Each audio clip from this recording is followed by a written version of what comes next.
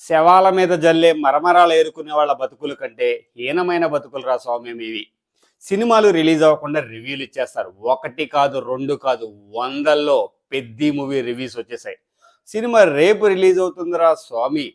World wide ఏ కంట్రీలో కూడా cinema release అవ్వలేదు. కానీ UK benefit show, Singapore benefit show, US benefit show, అసలు ఏం బ్రతుకులా స్వామి ఇవి. సినిమా గురించి positive or negative A review అయినా సరే సినిమా రిలీజ్ అవ్వకుండా ఒక సినిమా మీద ఒపీనియన్ తీసుకురావడం కంటే ఘోరమైన తప్పు ఇంకొకటి లేనే లేదు. సినిమాని ఎంత ఘోరంగా ట్రోల్ చేస్తున్నారో స్వామి.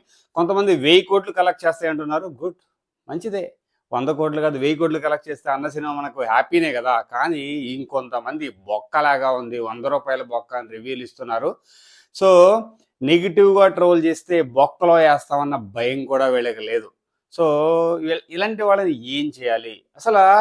ఒక్కసారి పెద్ద మూవీ రివ్యూస్ అని యూట్యూబ్లో కానీ ఎక్కడైనా సరే జస్ట్ సెర్చ్ చేయండి, వందల కొద్ది వీడియోలు.